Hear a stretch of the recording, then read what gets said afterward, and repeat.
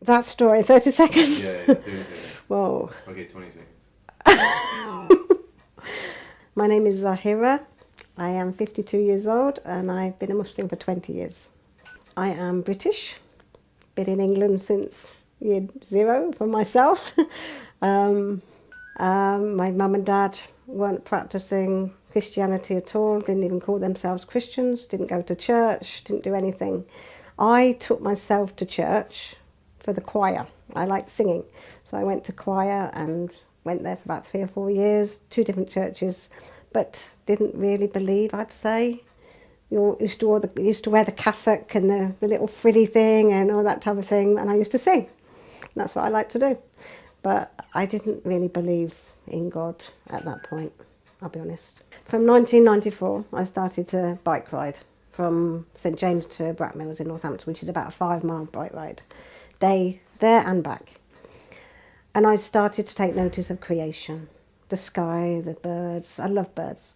The birds, the grass, the just even through the elements, because I went through spring, summer, winter, you know, all of them. And I saw the snow, I cycled in snow.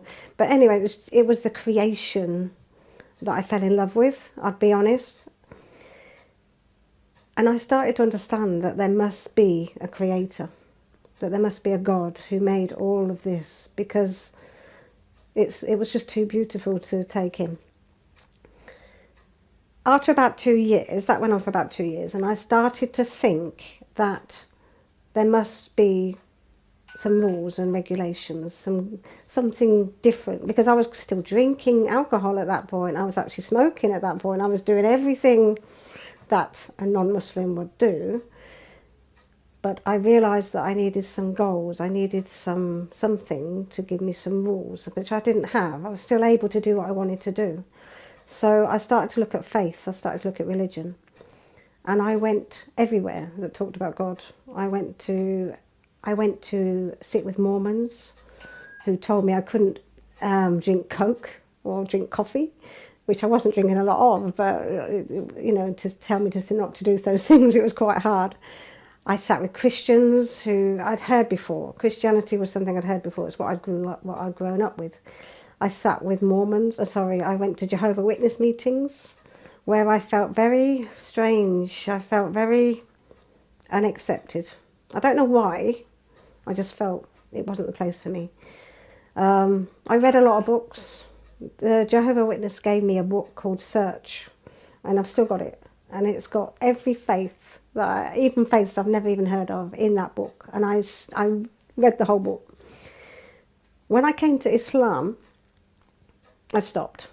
And the penny dropped. It was just like it opened a clear window for me. It was nothing confusing to me about Islam. It was one God, and everything else, everybody else was his creation. And that's what I'd been looking for all my life, you know, something that was going to give me purpose. That was it really. I started to talk to Muslims. I spoke to a couple in London who I actually took my Shahada with.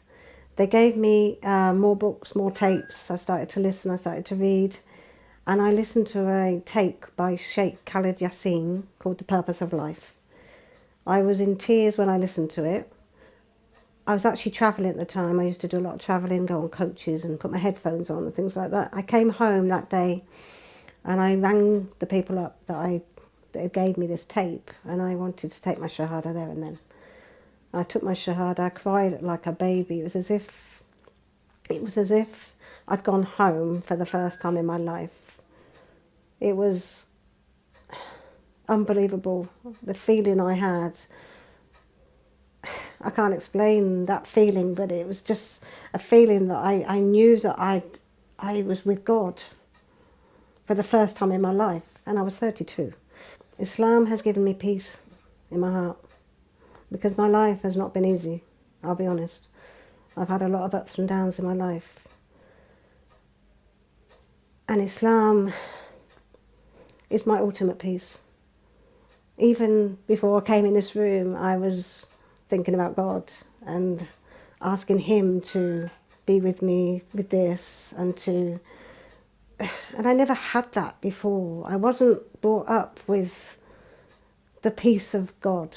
I wasn't brought up with that. I was brought up with drinking and partying and Christmas and Easter and all these things that really didn't give me any depth. There was no depth in it.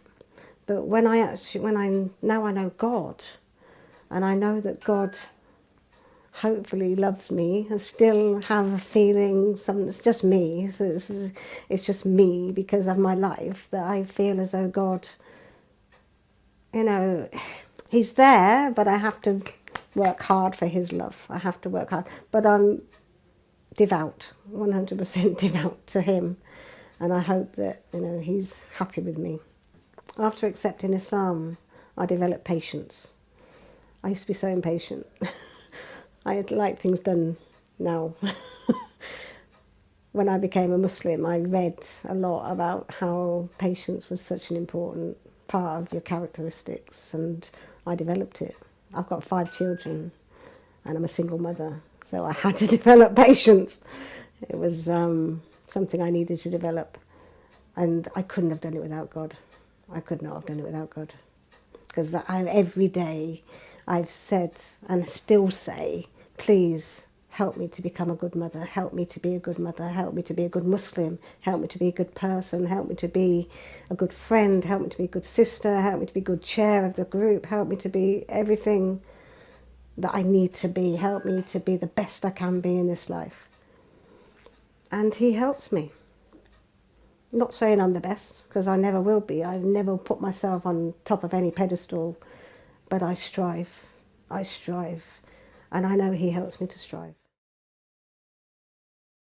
Regardless of whatever's going on in your lives, regardless of who you think you're going to upset, or who's not going to want to be with you anymore and reject you, God will never reject you. He'll always be there.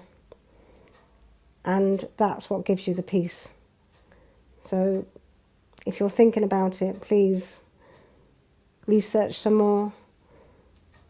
Take small steps towards God. Open your heart and ask him to guide you. And go. Go. You'll never look back. Not in 20 years, I've never, ever thought I'd made the wrong mistake, the wrong decision. And that is the only thing in life that is worth being alive for. Peace be with you.